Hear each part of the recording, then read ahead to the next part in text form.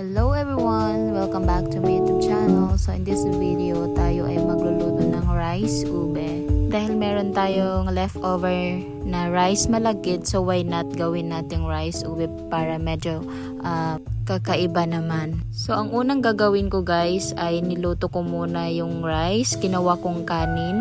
At pagkatapos maluto yung bigas, painit ako ng cooking pot at nilagyan ko ng butter. Sobrang dali lang ang gumawa nito guys. Pwedeng nyo itong gawin sa bahay nyo. At pagkatapos kong nagpainit ng cooking pan at nilagay ko na yung butter, naglagay din ako ng Nestle cream, all-purpose na Nestle cream para mas masarap ang ating rice ube.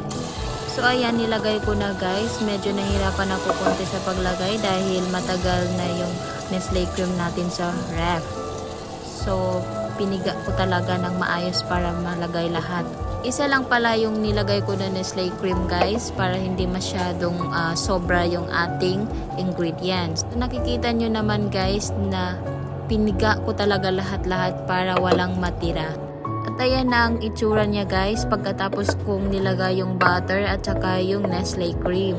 Nagiging yellow white siya. So atin itong i-mix guys para magkasama yung butter at saka Nestle cream. I-mix lang natin ng maigi guys para mas hahalo pa talaga yung butter at Nestle cream. Pagkatapos ng lahat-lahat ng ating paghahalo, ilalagay na naman natin ang ating ube kondensada.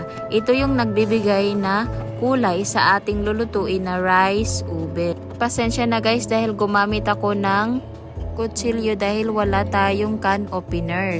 Pero okay na yun guys kahit gagamitin basta maingat lang tayo. 2 lata pala ng ube condense ang ating nilagay guys para mas malasa at mas malinamnam. Ginamitan ko ng kutsara guys para wala talagang matira. At sayang naman 'di ba pag iiwan lang natin kagaya ng ginawa niya, char. Kasi ano na natin guys, mix lang. So pagkatapos natin malagay ang ating Nestle cream guys at ube condense, ayan na pala ang itsura. So hinalo-halo ko na guys para ma-mix ang kulay. At nag-add pala ako ng gata guys kasi medyo kulang ang ating Nestle cream. Pero okay lang din naman na walang gata kasi naglagay na kayo ng Nestle cream, butter at ube condense. Pero since meron tayong gata, why not ilagay ko na lang. Gumamit pala ako ng gatas guys instead sugar kasi medyo hindi sakto yung lasa. So taran! Ayan na ang ating ube. Wala pa yung kanin guys kasi niluluto ko pa yung gata at gatas. Dapat nakaset sa medium heat lang guys para hindi masunog yung gata at ube nyo. So pagkatapos nating haluin ang ating gata at ube, pwede na natin ilagay ang ating malagkit na kanin. Sticky rice.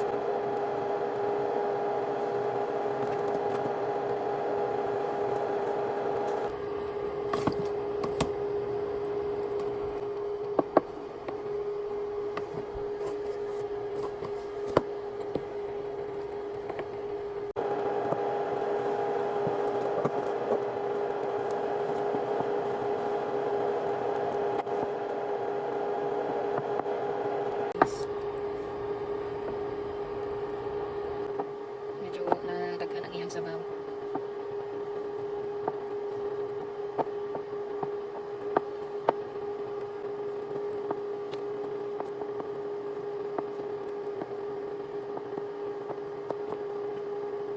Cheese guys, optional na ito.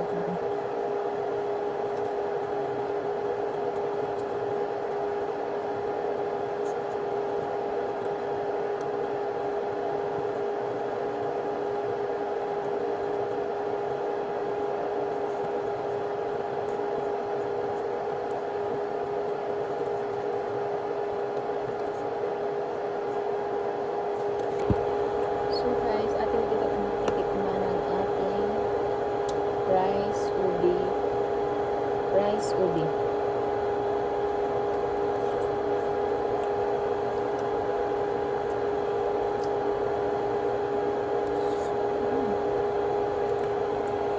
So ganyan na ang kanyang itsura guys.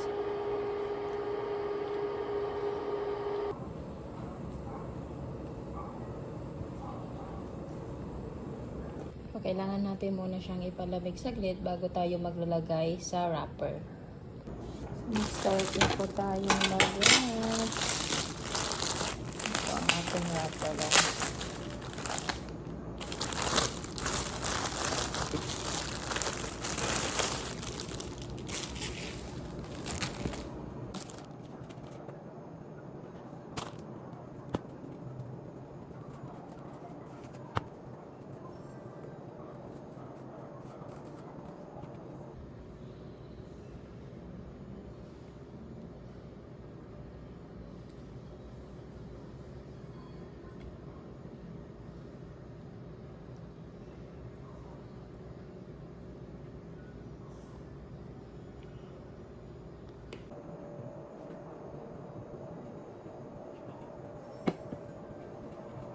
Double ang wrapper niya.